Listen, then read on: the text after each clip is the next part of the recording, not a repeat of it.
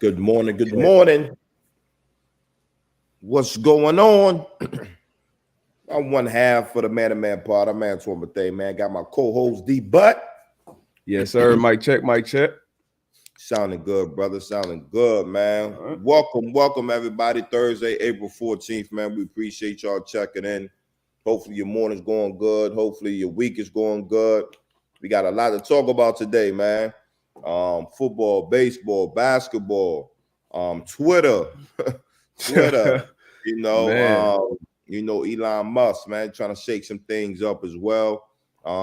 Again, like I said, we're gonna talk about the NBA play-ins, some good games, some not so good games. How you feel about the play-ins? NFL talk. Baker Mayfield feels he was disrespected about how the Cleveland Browns handle their business. We're gonna talk about that. Welcome to the club, brother. Hey, Stephon Gilmore, man, taking visits. Let's talk about that. Cam Newton has some choice words on the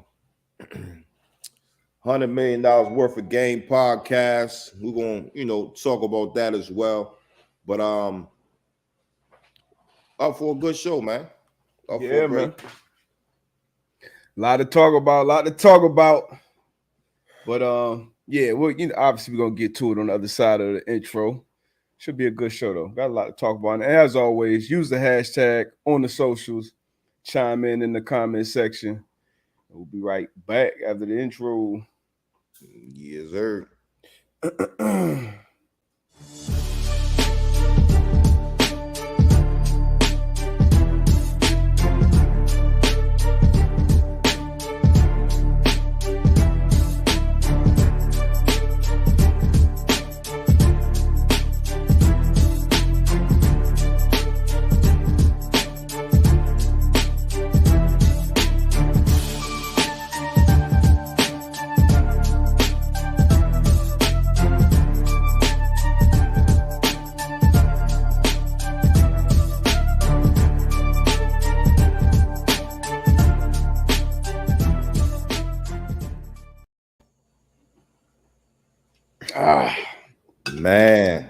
Man. Right there.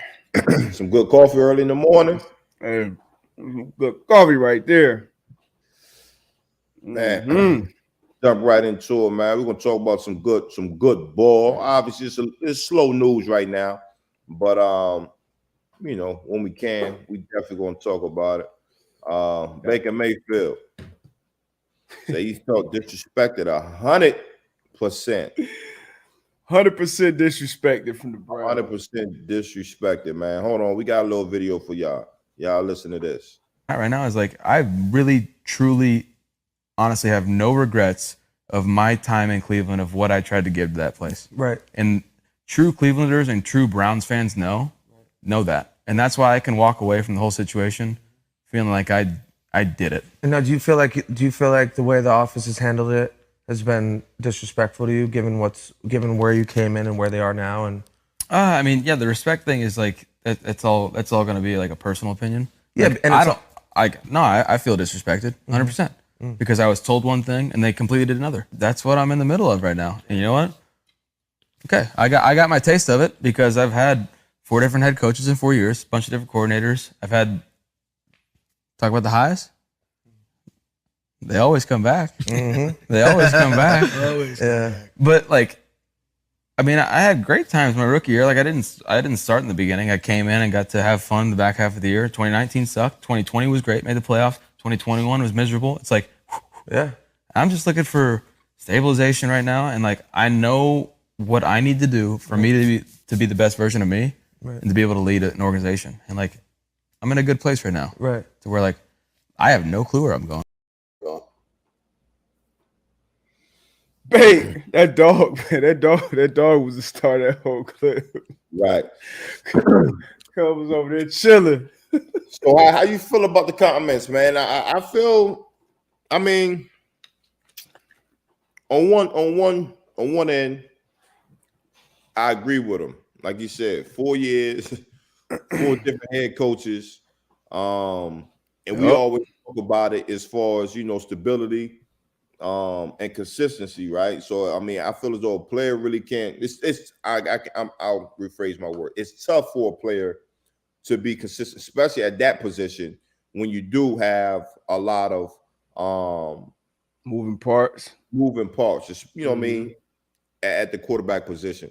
But again, this is the business, and if you have somebody that the organization or the teams feel as though that they're better than you, of course they can tell you something on Monday at 4:00, but at 4:15, if things change, they got to make a move. So, to your point, man, this is part of the business. Yeah, he had every right to feel disrespected.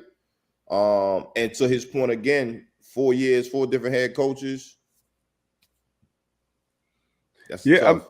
I mean, it is tough. It is tough, but like you said, it's part of the business. And as we always say on the show, no excuses, no explanations. You look at a guy like Justin Herbert, two head coaches, 3 different play callers in his first 2 years. Obviously surrounded by good talent. I think Baker Mayfield was surrounded by good talent as well. A man-to-man alum, and these just guys I'm thinking about from the top of my head.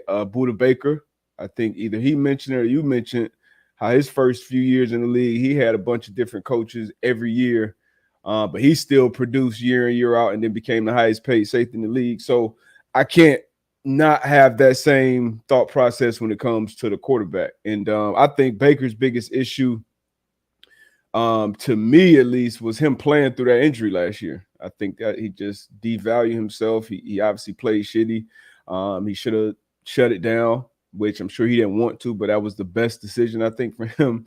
Because like you said, once his offseason comes, Deshaun Watson becomes available, they're going to upgrade.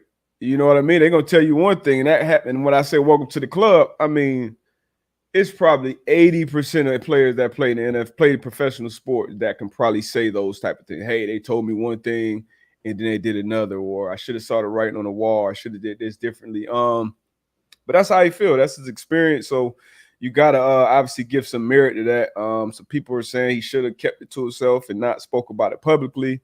I don't mind it either way, people, because you can't have your cake and eat it too. People always say, hey, we want more transparency. You want people to talk about it, want people to care. He wears his emotion on his sleeves.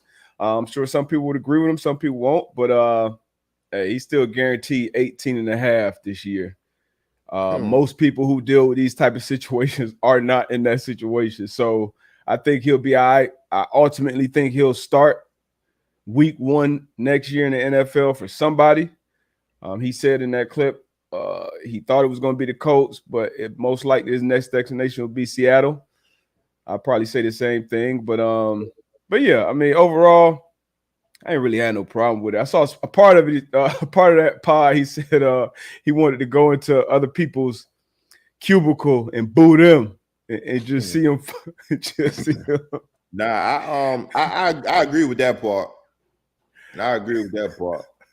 I would always love to go to somebody else's work setting and give them the shit that they give people at basketball, baseball, football games. But it is what it is. Hey, they pay. As long as you pay, you go and pay that, whatever it is, $200, $300 to go, Yeah. But to your point that he'll be starting week 1, if you had to bet on that, you'll bet on that? I would bet on it. Yeah, I would bet. I mean, yeah. It's about, let me see. I mean, you don't sound too confident. I'm not very, because there's only so many places out there. That's what I'm saying. Like it definitely, if you go to Seattle, it'll be one of them. I think that would be his best bet to start week 1. Not saying that he can go to a team and whatever quarterback doesn't play well and he'll, middle of the season, whatever the case may be. But right now, I think it's slim pickings. It is very slim pickings, especially with Carolina, or the reports from Carolina coming out saying that there was mutual disinterest between those two. But I just from my professional opinion, I think he's I know he's good enough to be a starting quarterback in the league. But like you said, it is slim pickings out there.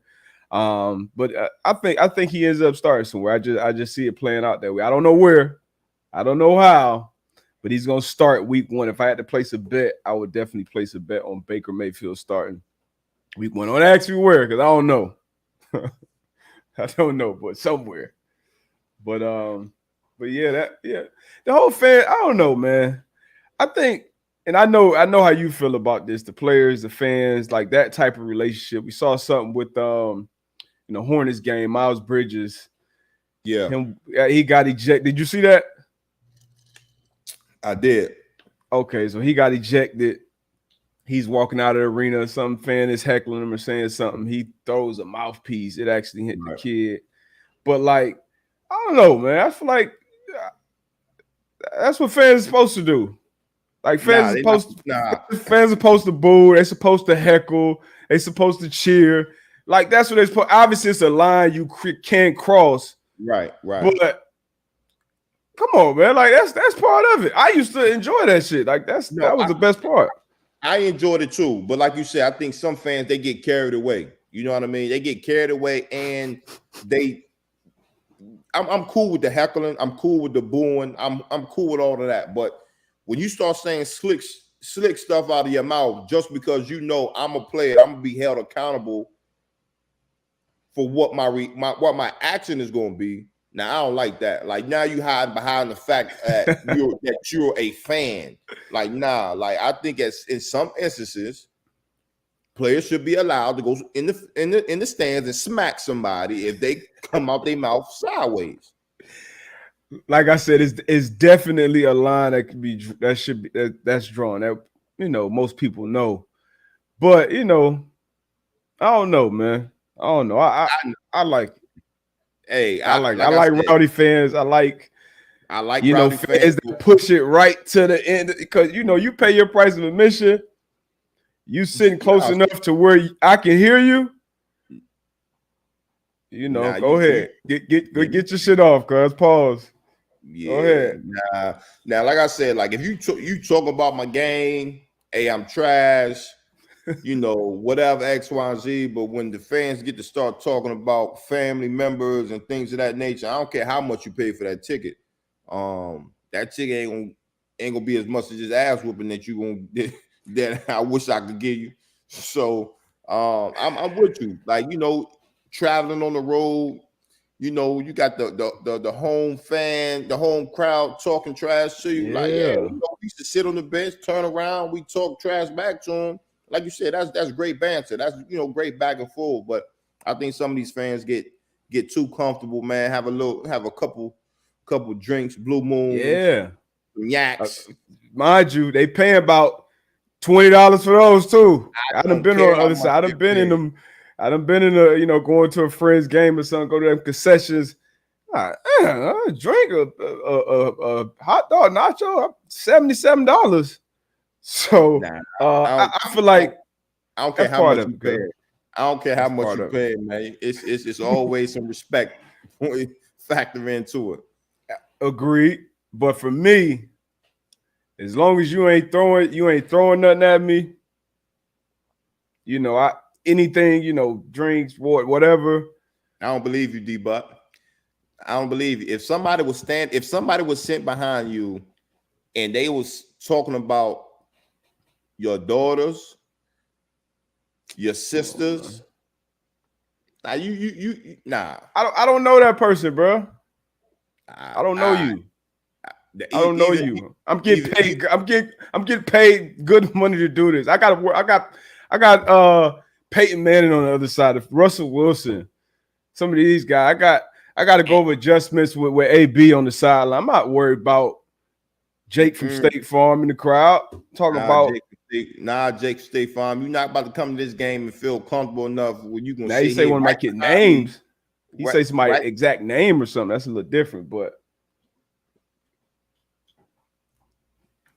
sticks and stones may break my bones, but words will never hurt to me. Shit me. But yeah, have you ever? I think we had this conversation about you getting into it with a fan before. I think you might have said you had one incident. Um, I think one of the rowdiest crowds we had in college was West Virginia. He used to go to West Virginia. I remember Coach, hey, they're going to be saying some you don't know what's going to come out of these fans' mouth. They've thrown batteries at people. They just say, all right, I get hit with some shit. Now, that's a different story. yeah. But words now, it's some words now I'm with you. Some words that, hey, I'll take the fine. I take whatever punishment come with it. But yeah, the whole you suck or you this, and then you just come back after you make a play and you look back at her.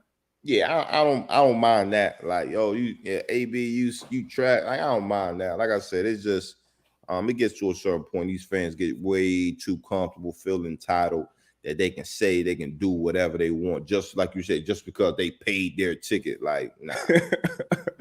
But then also though, when you react to it as a player, it's kind of like trolls on Twitter or on Instagram or something. When you react to it, that only gives them gas. That only put a battery in their back even more.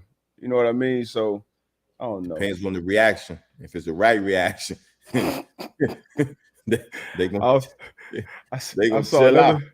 Another fan, some fans get into it with other fans at the Mets Phillies game.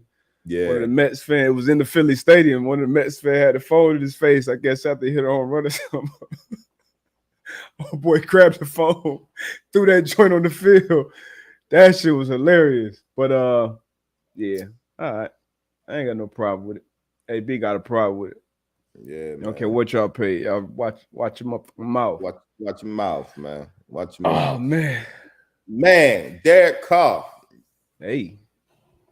Derek Carr agrees to a 3-year, $121.5 million contract extension.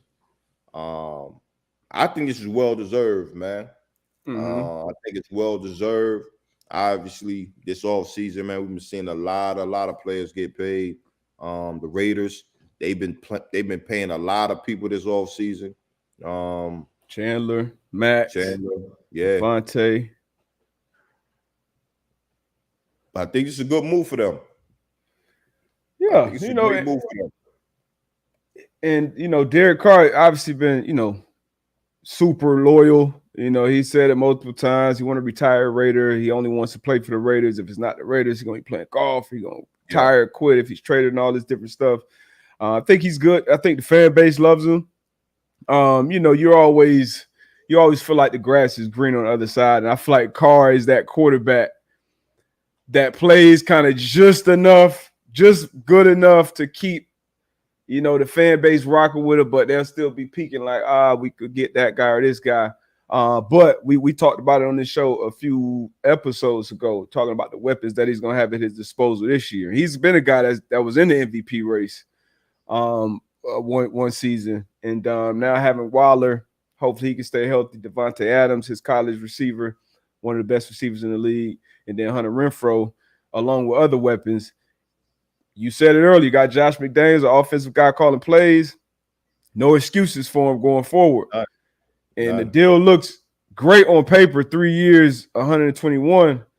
But you dive into it, the Raiders can kind of still get out of this pretty cleanly after year one if they wanted to. But another quarterback pretty much over that $40 million a year threshold. I'm with you on him deserving it for sure, especially what he did not only on the field last year, but off the field in that locker room with everything that was going on, outside of football, him kind of keeping them afloat, getting them to the playoffs. I know they lost, but I definitely I like this move for the Raiders and for D. Carr. No doubt. I think both sides are excited. It came out on the winning end on this one, man. So we'll see. But again, to everybody's point, you can always look good on paper, but any given Sunday, you got to go out there, show and prove, baby.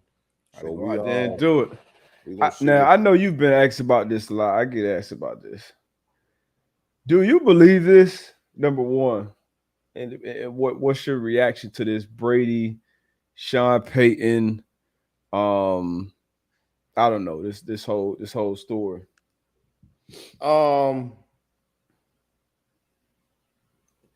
I believe it's a little bit of truth to it. Okay.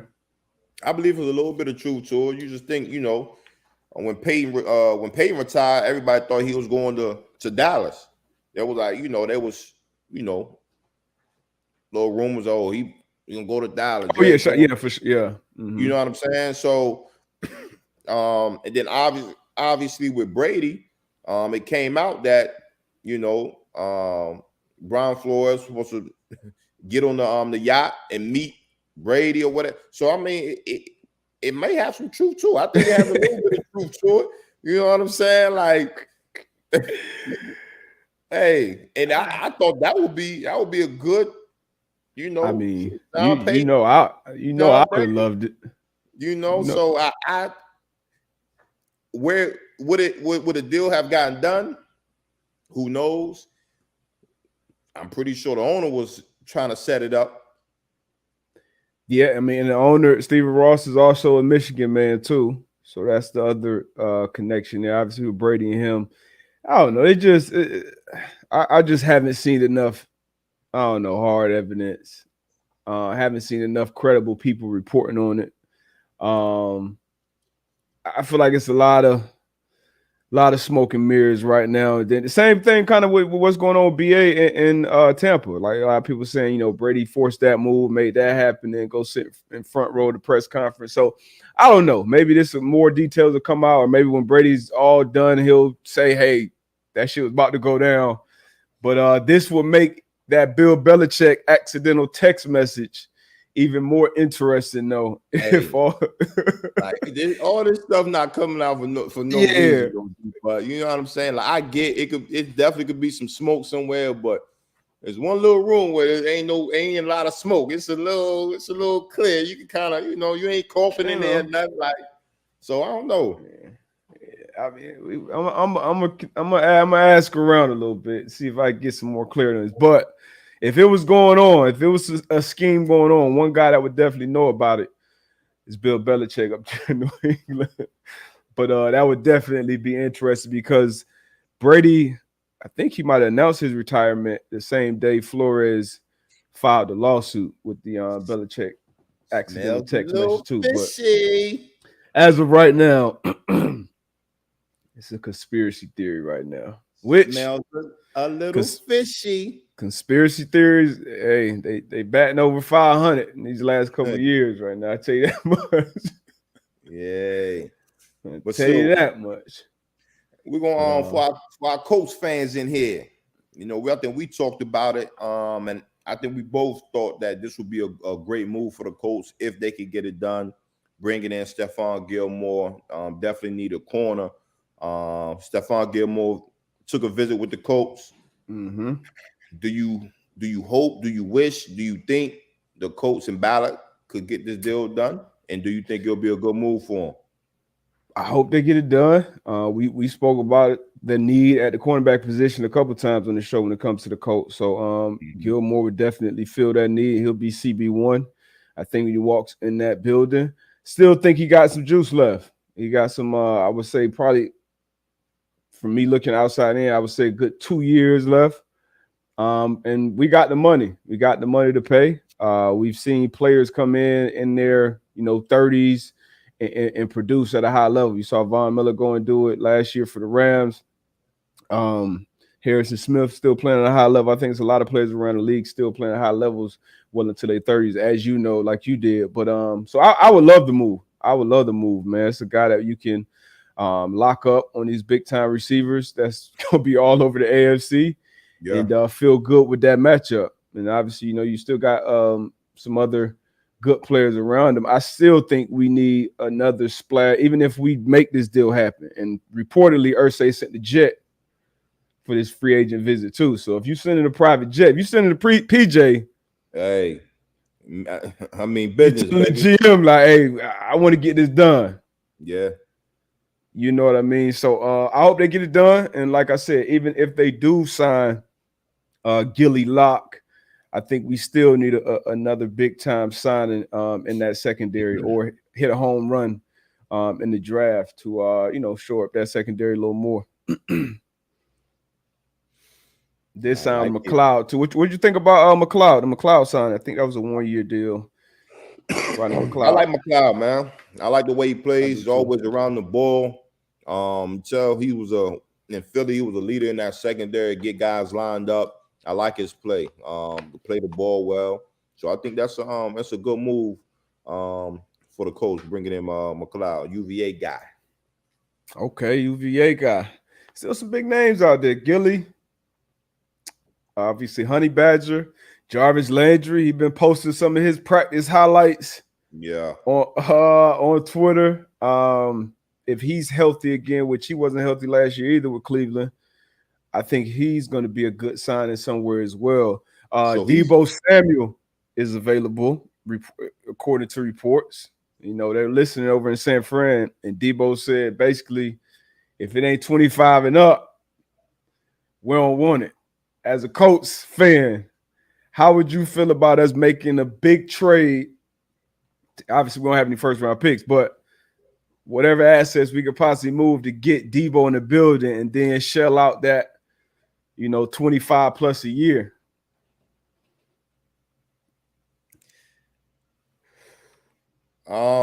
We definitely need you make that move, man. Make it. We did it once with Defoe. Make that move. I'm with you. Make that move. Deebo is a difference maker. A difference maker. You can put him in multiple spots. I had to think about it for a second, but then I'm like, man, I'm thinking about like the film shows you like he can go. He can go, and that's what you want. When you get the ball in his hands, whether it's a screen, whether you put him at the running back position, whether it's reverse, whether it's him third down, yards after the catch, like he can go, and that's what you want in the receiver position. He's going to upgrade your receiving room. You got a future Hall of Famer coach that can give him some tricks of the trade, and Reggie Wayne. Mm-hmm. I would love to move. I would love it. I would be ecstatic about it. He's a guy that I wouldn't mind paying that type of money to, and like once again, we have the money. We're gonna have to draft a quarterback here pretty soon, unless we make a splash play in free agency, in the next couple of years. But we're gonna be in a quarterback market soon. Probably is gonna be a young guy on a rookie deal. You're gonna pay this money to Deebo, and this is if San Fran is stupid enough to let him go. But he's a receiver. He can run all the routes, and at the same time, just put him in the backfield, toss the ball to him, and hand the ball to him. Like that's a nightmare for a defense to have to prepare, because it's tough to even try to match up and get your best, cover guy on him. And it's big physical dog mentality. So I would love to have a Deebo for sure, in that locker room. And once again, the more weapons, the better. When you have a 37-year-old quarterback who, is going to be a statue, and he's a guy he knows the game, he knows where players need to be. You're going to need guys to win one-on-one matchups, get to their spots, down in and down out. So I would absolutely love him coming to Indy. But I mean that's you're gonna hear that a lot. Any big time proven prospects out there, I know we got the money. Get his ass over there. Get him out there to Indy. We got any other football? Yeah, we do. We got about two. Yeah, we do. First, we want USFL. But these Cam Newton on the fire man. for comment about women, man. And this is strictly his opinion. This was on the $1 Million Worth of Game podcast. Now, a woman for me is handling her own, but knowing how to cater to a man's needs, right? New said on the podcast. And I think a lot of times when you get that aesthetic of like, I'm a boss, I'm this, I'm that. No, baby, but can you cook? But you can't cook. You don't know when to be quiet. You don't know how to allow a man to lead. You know what? I think this would be a better conversation if we had a woman involved. Yeah, it would be. Because we could give our opinion about it. But to me, that'd be kind of, shit. It's a podcast, man. You want to give your opinion on it, man? Mind you, Cam was raised in the South. Pops pastor. He grew up with his pops, mom's, grandma in the house, and everybody. I know everybody has a different view on the dynamic between men, women, what a woman is, what a man is. And I think he was saying this is what his preference in a woman would be. And I'm sure on the other side of that, a man need to know when to shut the hell up at times as well. Everybody got, their different roles in a relationship according to different people. This is Cam's opinion. Yeah. I saw a lot of reaction. This is that. Thought it was a little much. I know it's a slow news cycle, but this is Cam, man. And it had more to this, too. This was a little clip. It was right after this, I think he said something about, talked about how men need to be men as well. But, you get into these podcast settings and you start to have these long form conversations. You're going to say some shit. Maybe I'm sure he'll probably wish he would have packaged this up a little better. And I think that's what it was, man. Yeah. And maybe it wasn't. Maybe it wasn't. Again, like you, to your point, that was Cam's opinion. And to what a lot of people used to say is like, just for, when you think about a woman growing up and she's about to get married and she had a good father, she's looking to get, marry a man that has similar attributes to what her dad did or whatever the case may be.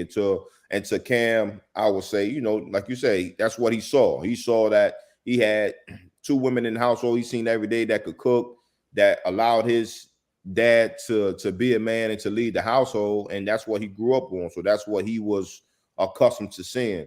Again, his opinion is definitely different structures in the household where, the woman definitely could lead the household. Maybe a woman can't cook, but there's other things that she can do very well. You know what I mean? So again, everybody have their preference. You can't knock him on his, and you can't knock anybody else on theirs. That's my opinion on it. Yeah, it was a clip, and it didn't, don't look great, didn't sound great. And I don't like to speak for other people, but and I know Cam's mom. I know Cam's pop.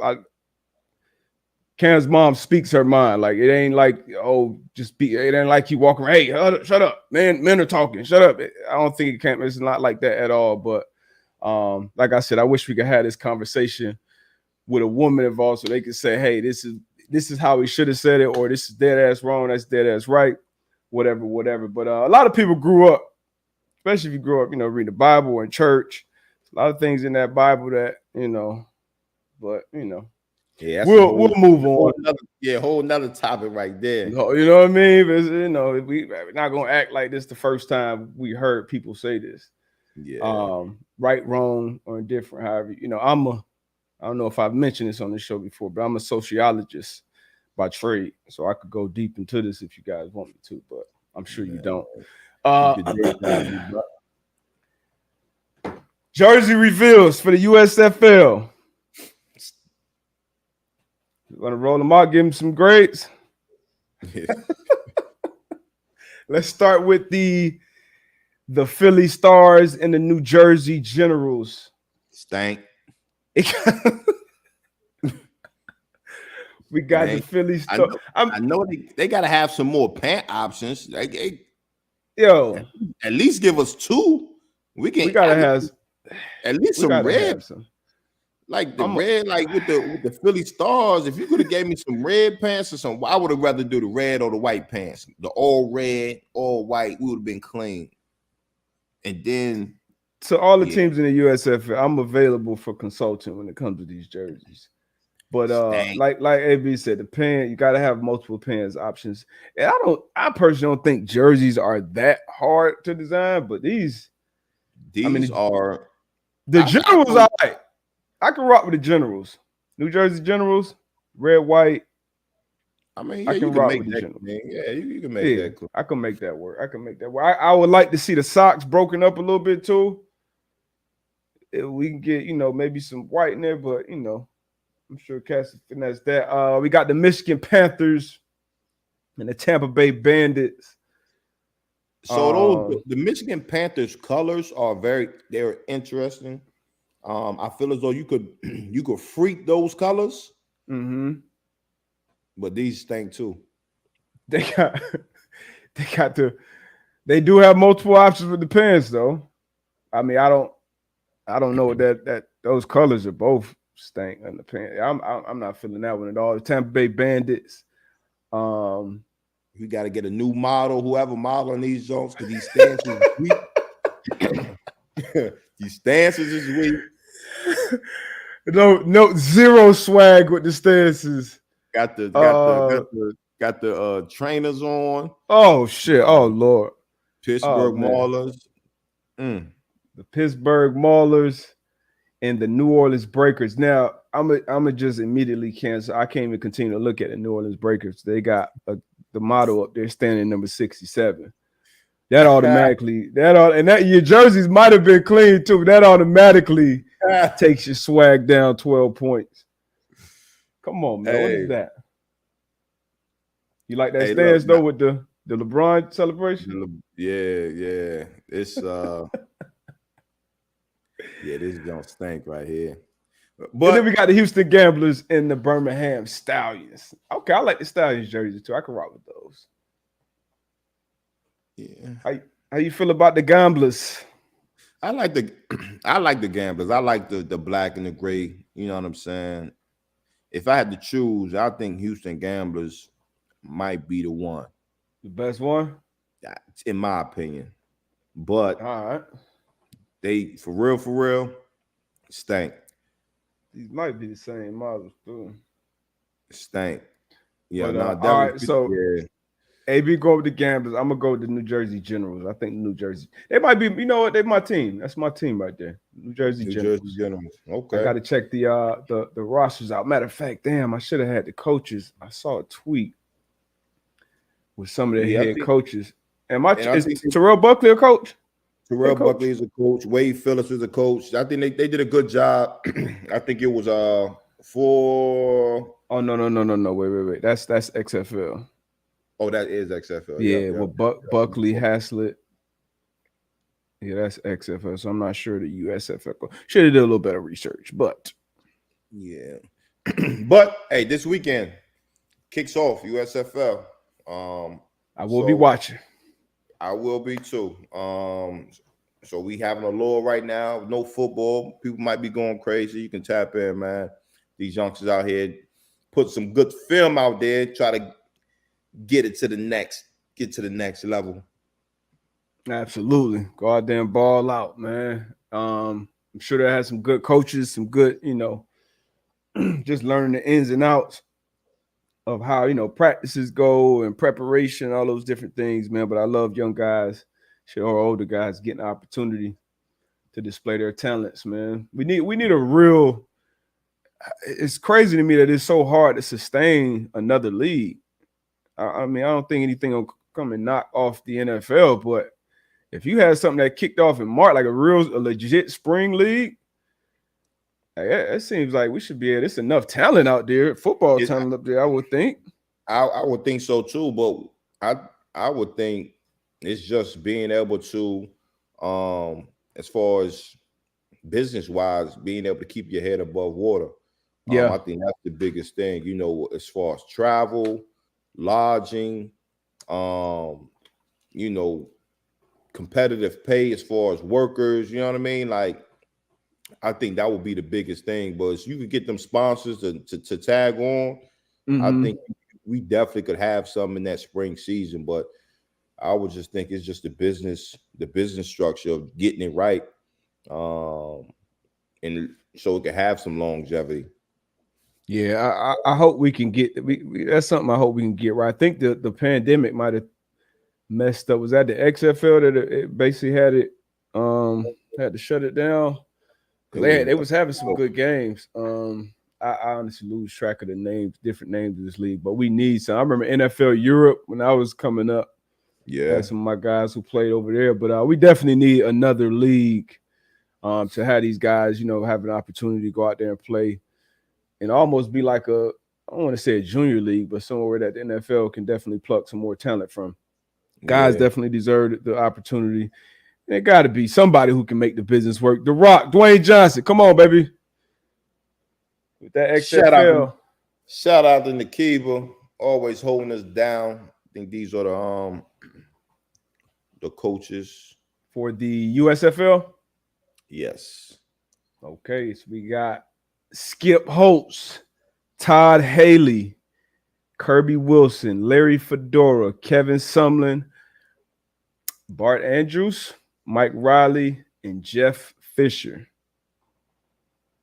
So, okay. All right, man. We'll see. Like I said, I'll be watching. I'm gonna give it a couple chances. Nah, I am. I'm definitely sure. Looking for thirsty for some football right now. What else you want to get into, man?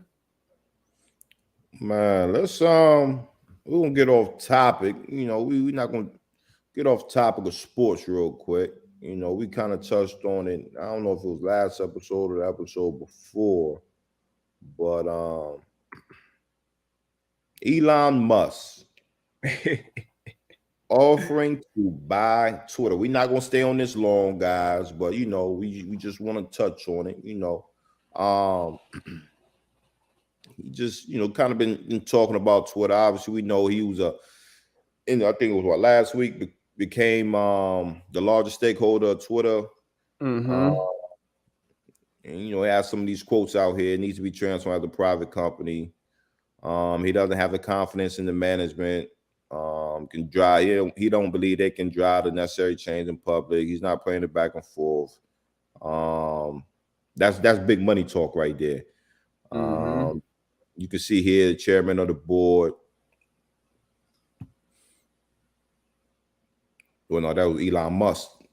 Yeah, this was what he sent there. He said, basically want to buy 100% of it for $54.20 per share at a 54% premium over the day before that he began investing in it, and a 38% premium over the day his investment was publicly announced. Now, you never know what Elon got going on behind the scenes. He does a lot of talking, which manipulates markets, shit like that. And when you got that type of money, that's what these people do. He just does it on more of a public forum.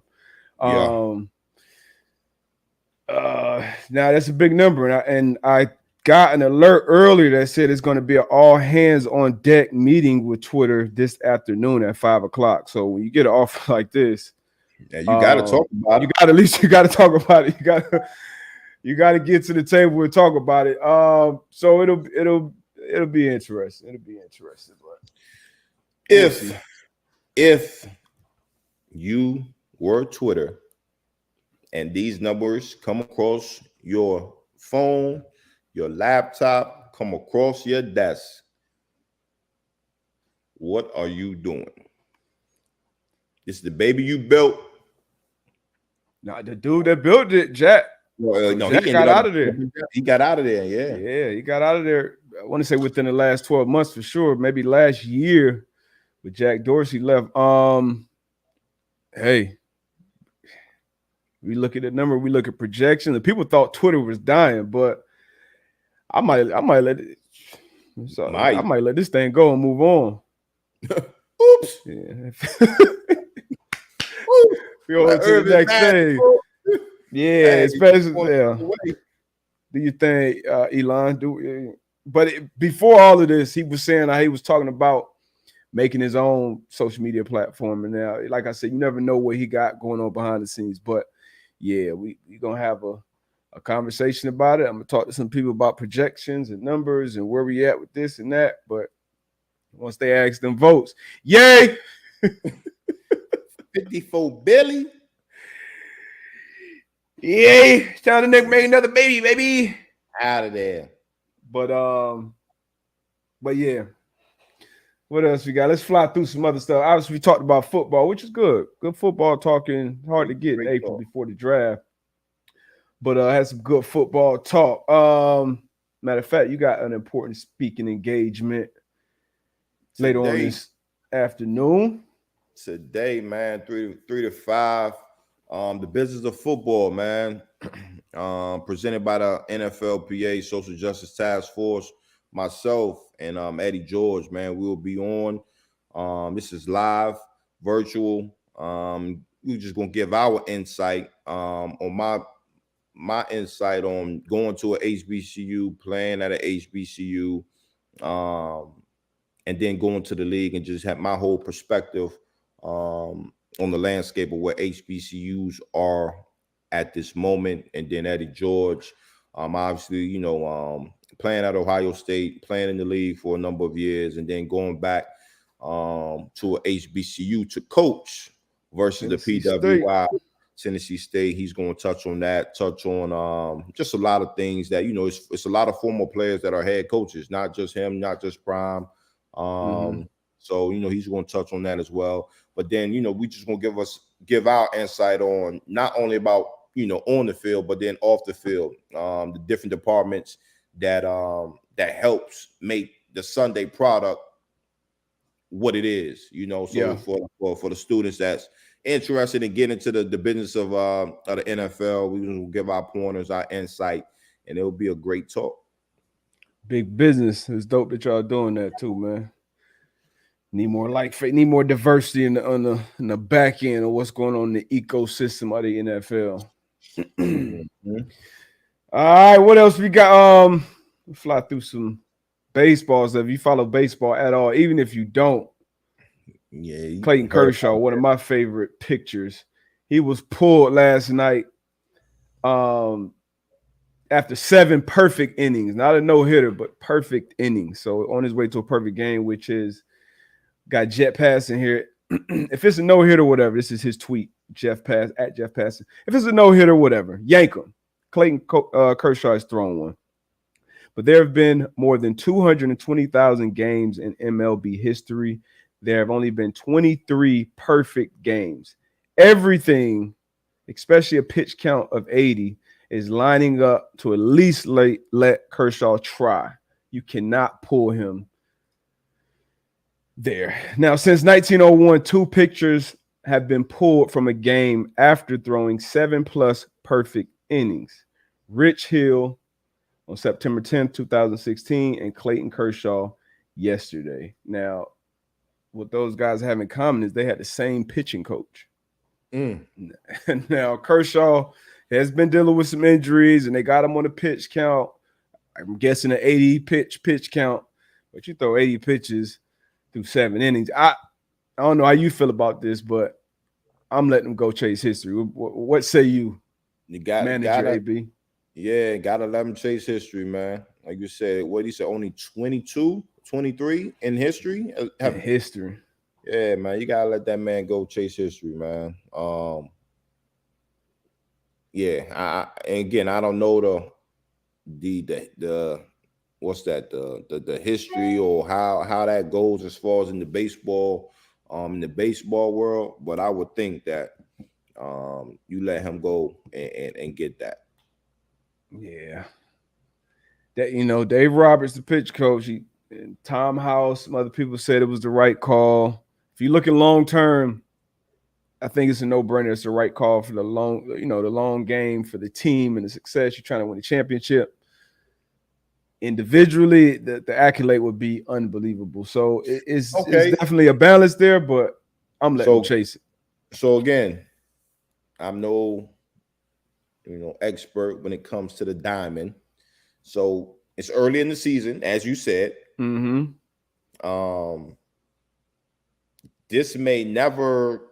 We may never see something like this for who knows. I'm just hypothetically speaking. Might be his last chance in his career. Last chance in his career.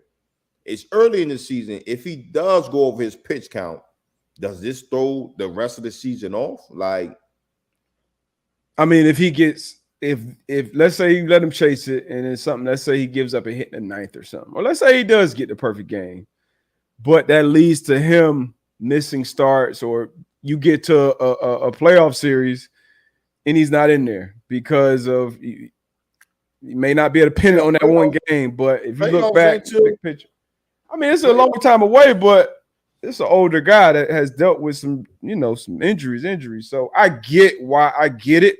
I do. But that's history. 162 games, bro. Like that's what I'm saying. Like maybe I'm missing something. Like, is it if he throws an extra 50 pitches, like does it throw off the days that he's off, or like what? For the baseball guys, you got to think. What I'm asking. Yeah, all the analytics and Moneyball and baseball, that really started with baseball when it really got injected in the sport. So a lot of times they look at them numbers and got to pull them. And this guy has it. He did it. He did it a few years ago with another pitcher. So I get it. Team over individual. Kershaw didn't look pissed off about it during the game. He was high-fiving and hugging guys. They knew what was at stake. But, I guess, it's bigger. It's bigger than Kershaw, man. It's bigger than Nino Brown, I guess, man. But I would let him go. You would have let him go. If I'm a coach, I'm letting my player go. I understand this team game, but hey, I want to see my players be able to chase history. And now, if history is right there, I gotta let them go. I gotta let them go get that, baby. I'm with you, man. Now, we had some playing games. How do you feel about? I don't know if we talked about this. How you feel about the NBA, the playing games? Playing tournament. They're excited, but I could do without. We'll keep it a buck, D-Buck. Again, we how many games they play a season? 82. Right? Yeah, that's more than enough games for us to decide the rankings. Who's going to play in the playoffs? Again, most of the games were exciting. I did watch, but if it was up to me, we would not have any play-in games. Yeah.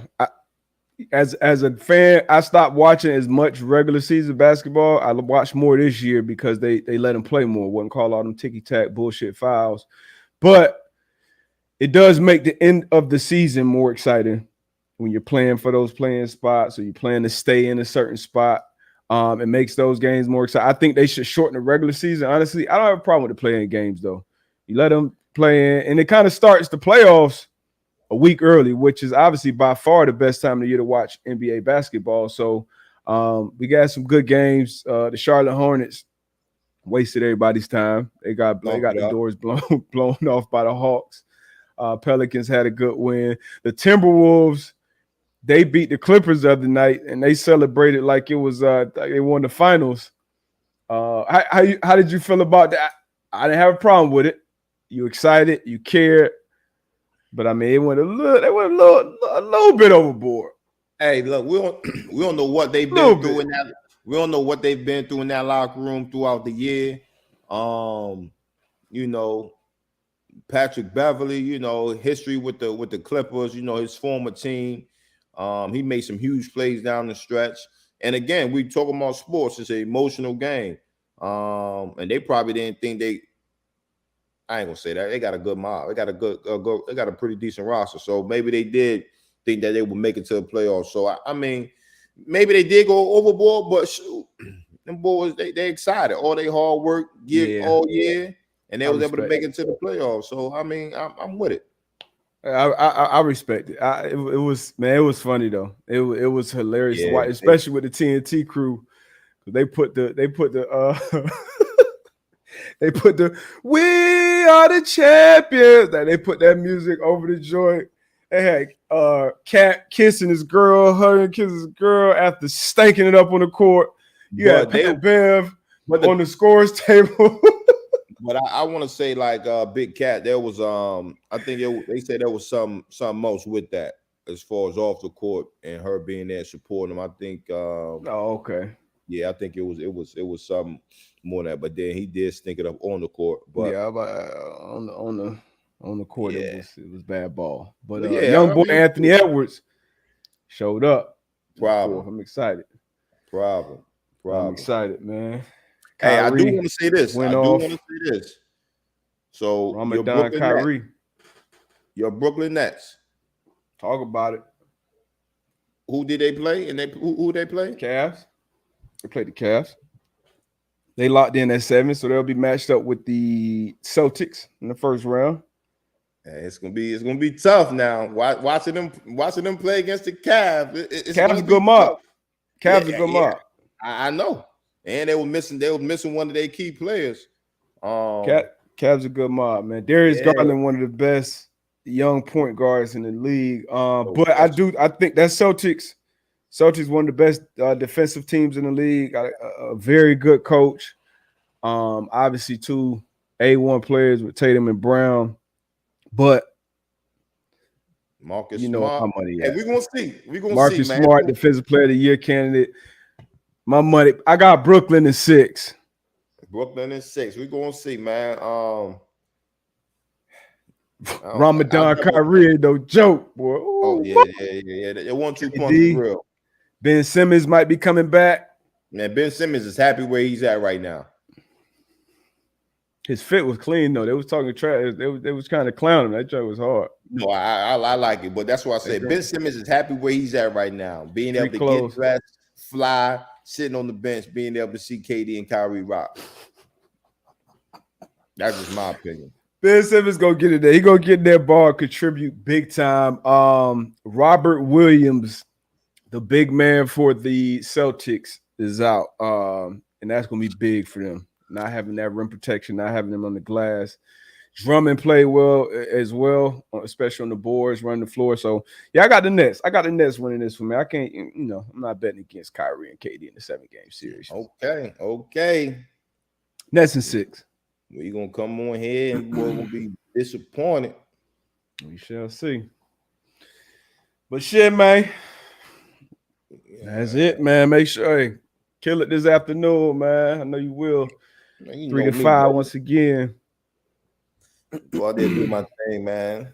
Talk to these youngsters, man. Trying to help them out in this real world, man. Give them some drop some jewels, man. Drop some game, man, and that's all it's about, man. Giving back. That's it. All right, man. I see y'all on the other side. I'm actually gonna be on Pat show today, 12:15, so in a few minutes. So y'all tap in. Love y'all, man. Tell a friend to tell a friend.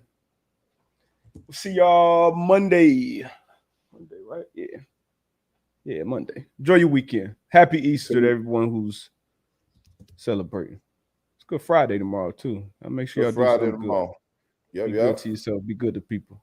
You out of here. Peace.